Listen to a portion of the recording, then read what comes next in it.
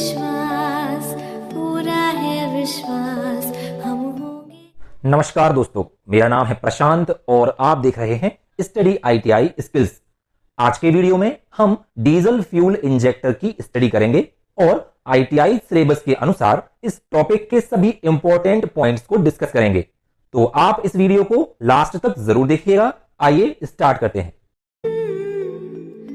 मन में है विश्वास, पूरा है विश्वास हम होंगे।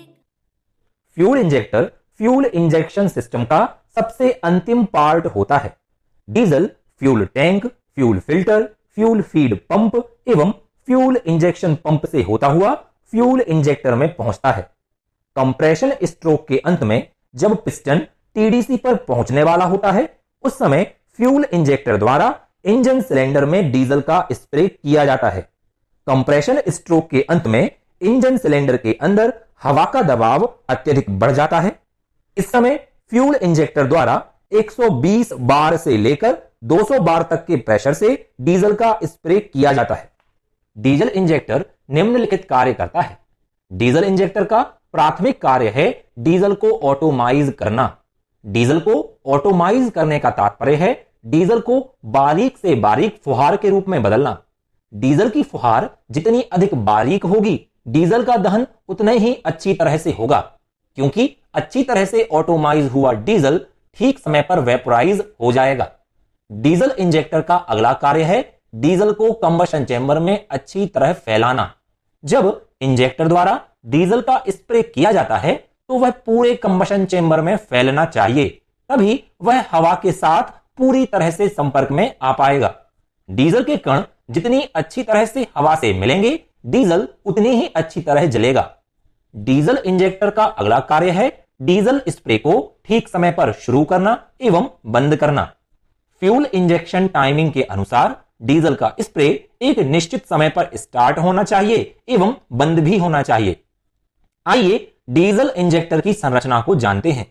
इंजेक्टर का सबसे महत्वपूर्ण भाग होता है नोजल। नोजल यानी बिल्कुल बारीक सा होल। जब डीजल प्रेशर के साथ इस नोजल में से गुजरता है तो वह ऑटोमाइज हो जाता है। इंजेक्टर में नोजल नीडल या स्पिंडल रहता है, जिसकी टिप नोजल होल पर अच्छी तरह बैठकर होल को बंद रखती है। स्पिंडल को प्रेशर के साथ दबाकर रखने के लिए स्प्रिंग लगी रहती है। स्प्रिंग प्रेशर को सेट करने के लिए एडजस्टिंग स्क्रू रहता है।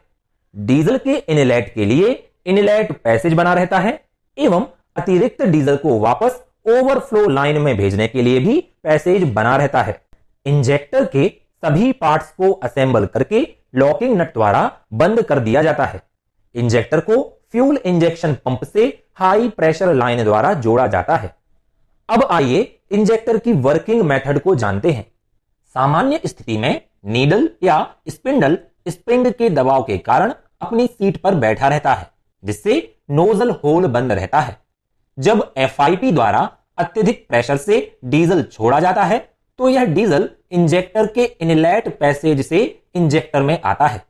क्योंकि इस डीजल का प्रेशर बहुत अधिक होता है तो यह नोजल नीडल पर दबाव डालता है, जिससे नीडल पीछे हट जाती है और डीजल का नोजल होल के द्वारा स्प्रे हो जाता है। डीजल का स्प्रे होने पर नीडल से दबाव हट जाता है और नीडल पुनः अपनी सीट पर बैठ जाती है। इस समय इंजेक्टर में जो एक्स्ट्रा डीजल बचता है वह ओवरफ्लो पाइप को भेज दिया जाता है। ओवरफ्लो पाइप से डीजल वापस फ्यूल फिल्टर या फ्यूल टैंक में चला जाता है। आइए अब जानते हैं इंजेक्टर नोजल के प्रकारों के बारे में। जैसा कि अभी हमने डिस्कस किया था कि इंजेक्टर नोजल के कारण ही डीजल फुहार के रूप में बदलता है, क्योंकि जब डीजल हाई प्रेशर से नोजल होल में से गुजरता है तो वह ऑटोमाइज हो जाता है। इंजेक्टर में विभिन्न प्रकार के नोजल प्रयोग किए जाते हैं, जिनमें से प्रमुख हैं single hole nozzle, multi hole nozzle, pintle nozzle एवं pintaux nozzle. Single hole nozzle की नोजल में एक होल होता है, जबकि मल्टी होल नोजल में एक से अधिक होल होते हैं। मल्टी होल नोजल में होल्स की संख्या 1 से लेकर 8 तक हो सकती है। पिंटल नोजल में नीडल की नोक कुछ लंबी होती है और यह पिन या पिंटल के आकार की होती है। पिंटॉक्स नोजल भी पिंटल नोजल की तरह होते हैं, लेकिन इसमें एक छोटा होल होता है जिसे ऑक्सिलरी होल कहते हैं। इस होल के द्वारा फ्यूल का लगभग 10% भाग मुख्य इंजेक्शन से पहले ही इंजेक्ट हो जाता है। फ्यूल का यह भाग पहले ही जलना प्रारंभ कर देता है, जिससे बाद में आने वाला फ्यूल जल्दी आग पकड़ लेता है। ऐसी नोजल ठंडे इंजनों की स्टार्टिंग में सहायक होती है। इंजेक्टर में मुख्यतः 3 प्रकार के टेस्ट किए जाते हैं: pressure test, leak off test एवं स्प्रे टेस्ट। इन टेस्ट के लिए इंजेक्टर टेस्टर का प्रयोग किया जाता है। प्रेशर टेस्ट के द्वारा यह पता लगाया जाता है कि इंजेक्टर नोजल कितने प्रेशर पर डीजल का स्प्रे प्रारंभ करता है। यदि यह कम प्रेशर पर स्प्रे करे तो इंजेक्टर के एडजस्टिंग स्क्रू को कस देते हैं, और अगर ज्यादा प्रेशर पर स्प्रे करे तो एडजस्टिंग स्क्रू को ढीला कर देते हैं। लीक ऑफ टेस्ट द्वारा इंजेक्टर में डीजल लीकेज की जांच की जाती है।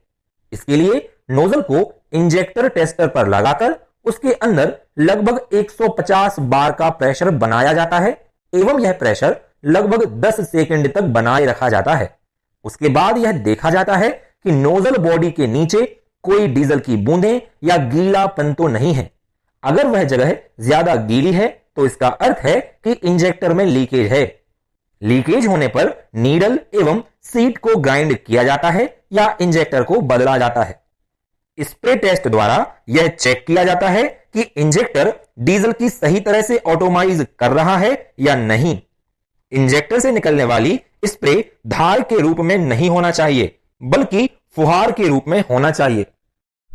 इंजेक्टर को टेस्टर पर टेस्ट करते समय एक सावधानी अवश्य रखें कि टेस्ट करते समय शरीर का कोई भी भाग स्प्रे के सामने ना लाएं, नहीं तो डीजल के अत्यधिक प्रेशर के कारण शरीर के उस भाग में आर पार छेद हो जाएगा।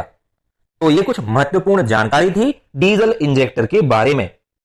अगर आपको वीडियो पसंद आया हो तो इसे लाइक जरूर करें। यहां पर जो वीडियोस की लिंक दी हुई है, आप इन पर क्लिक करके इन वीडियोस को भी जरूर देखें। ये आपके लिए बहुत हेल्पफुल होंगे। और साथ ही सब्सक्राइब बटन को दबाकर हमारे चैनल को सब्सक्राइब भी जरूर करें एवं बेल आइकन को दबा के नोटिफिकेशंस को भी ऑन कर लें। तो मिलते हैं नेक्स्ट वीडियो में। जय हिंद।